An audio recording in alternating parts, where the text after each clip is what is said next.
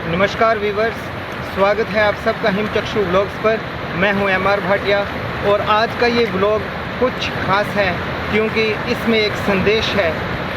वो ये है कि हम सब भारतवासी, चाहे वो हिंदू हो, सिख हो, मुसलमान हो, ईसाई हो, चाहे किसी दूसरे धर्म का संप्रदाय का हो, चाहे हम कोई भी बोली बोलते हों, चाहे हम किसी भी क्षेत्र में रहते हों, हम सब मिलकर रहें और अपने देश भारतवर्ष को प्रथम रखें, राष्ट्रहित को प्रथम रखें। आजकल सोशल मीडिया में और न्यूज़ में जो हम रोज़ देखते हैं कि उस जगह पर धर्म के नाम पर दंगा हो गया, सांप्रदायिक हिंसा भड़क उठी, कई घर जला दिए गए, कई लोग मर गए। तो ये जो नफ़रत की आग है, इसे बुझाकर हम अपने भारत के हित के लिए सब एक हो जाएं। अपनी बात कहने के लिए मैंने एक महापुरुष संत गुरु रविदास जी की जीवनी का सहारा लिया है और उसके माध्यम से ये बात, ये संदेश पूरे देश के लिए देने की कोशिश की है। आइए चलते हैं आगे इस व्लॉग में। कर्म बंधन में बंध रहियो, फल की न तजियो आस, कर्म मानुष का धर्म है, सतभाखे रविदास। संत गुरु रविदास जी का जन्म 15वीं शताब्दी में वाराणसी के पास एक गांव में माता श्रीमती कलसा देवी व पिता श्री संतोष दास के घर हुआ था। उनके दादाजी का नाम श्री कालूराम जी था। वे एक महान गुरु, समाज सुधारक व दार्शनिक कवि थे, जिन्होंने समाज को जाति व धर्म से ऊपर उठकर समस्त प्राणियों के प्रति सम्मान, आदर व सेवा की सीख दी। गुरु रविदास जी की जयंती माघ महीने की पूर्णिमा के दिन मनाई जाती है। संत गुरु रविदास जी के गुरु पंडित शारदानंद का मानना था कि रविदास महान विभूति के रूप में जाने जाएंगे।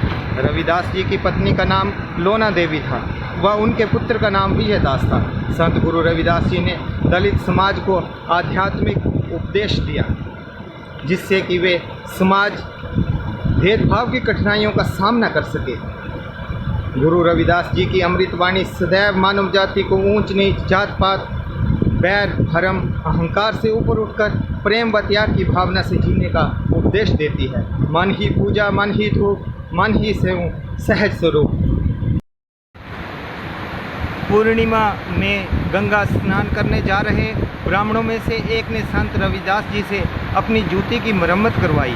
संत रविदास जी ने ब्राह्मणों से पूछा कि शास्त्री जी, आप सब इतनी सुबह कहाँ जा रहे हैं?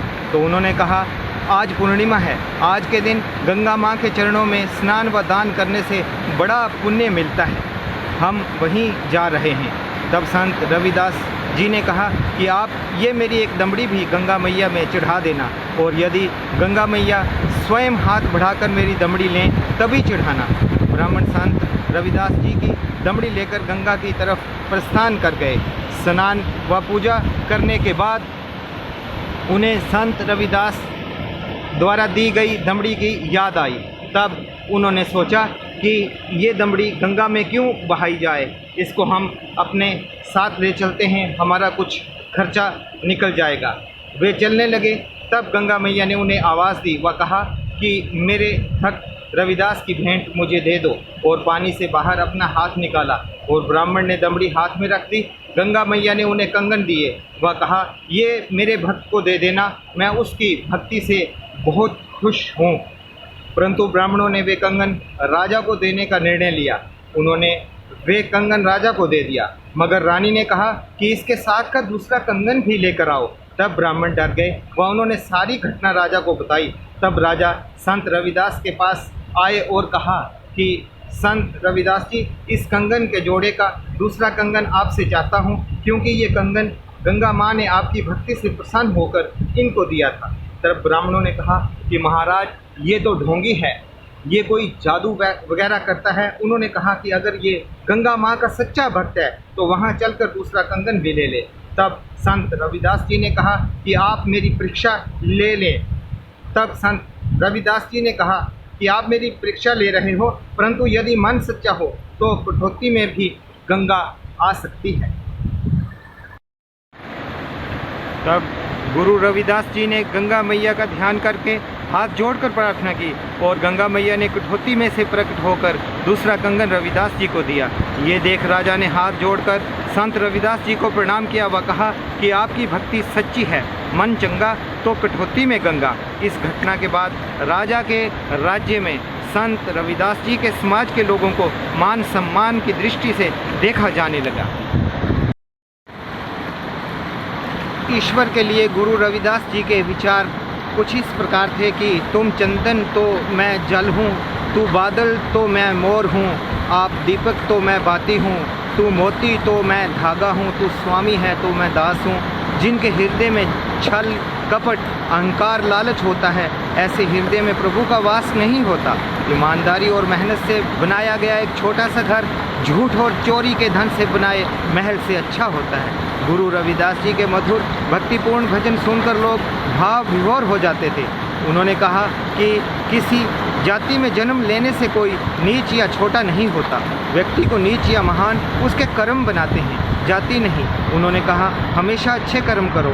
हम अक्सर इस भ्रम में रहते हैं कि ये संसार सत्य है, परंतु सत्य ये है कि असल में ये संसार एक सपने की तरह है, एक सराय की तरह है। यहाँ जो जन्म लेता है वे अवश्य ही मृत्यु को प्राप्त होता है। कभी भी अपने अंदर अभिमान को जन्म ना दें। धरती पर बिखरे शक्कर के दानों को चींटी तो चुन कर खा सकती है, मगर हाथी ऐसा नहीं कर सकता।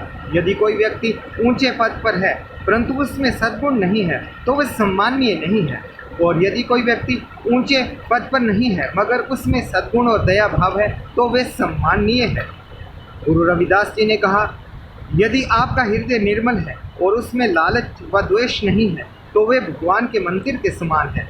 आज 600 वर्ष के बाद भी उनके विचार प्रासंगिक हैं। संत रविदास जी ने बहुत सी मधुर व रसीली रचनाओं का निर्माण किया व इन्हें समाज के उद्धार के लिए समर्पित कर दिया। उन्होंने सबसे अच्छा व्यवहार करने व ईमानदारी से जीवन जीने का संदेश दिया। संत रविदास के समय में हिंदू मुस्लिम एक दूसरे से नफरत करते थे, वे अपने आप को एक दूसरे से श्रेष्ठ समझते थे।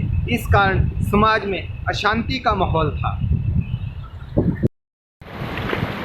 संत रविदास जी चाहते थे कि हिंदू और मुस्लिम आपस में मिलकर रहें ताकि समाज में शांति और अमन भाईचारा कायम हो सके। इस देश की आज़ादी के लिए मुस्लिम सिख ईसाई हिंदू सभी धर्मों के लोगों ने अपने प्राणों का बलिदान दिया। आज़ादी उन्हीं बलिदानों का वे प्रसाद है जिसे हम सबको सहेज कर रखना होगा। यदि हम भारत की सरहदों को सलामत रखना चाहते हैं तो हमें आपस में प्रेम व भाईचारे के साथ रहना ही होगा। यदि हम भारत को विश्व गुरु के रूप में देखना चाहते हैं तो आपसी मनमुटाव भुलाकर देश हित के लिए जीना होगा। अपने अपने धर्म को मानते हुए दूसरे धर्म का सम्मान करते हुए देश हित को प्रथम रखना होगा, तभी हमारा भारत शांति व विकास के पथ पर आगे बढ़ेगा। आइए धर्म भाषा क्षेत्र रंग ऊंच नीच घृणा द्वेष जाति के भेदभाव से ऊपर उठकर भारत के उत्थान व गौरव के लिए काम करें। ऐसे समाज का निर्माण करें जिसमें प्रेम हो, शांति हो, भाईचारा हो। जन्म जात मत पूछिए का जातरू पात, रैदास पूत सब प्रभु के कोई नहीं जात कुजात। संत गुरु रविदास जी कहते हैं कि संसार में कोई जाति पाति नहीं है, सभी मनुष्य एक ही ईश्वर की उत्पत्ति हैं। उसने किसी पर कोई जाति की मोहर नहीं लगाई, जाति तो मनुष्य ने स्वयं बनाई है।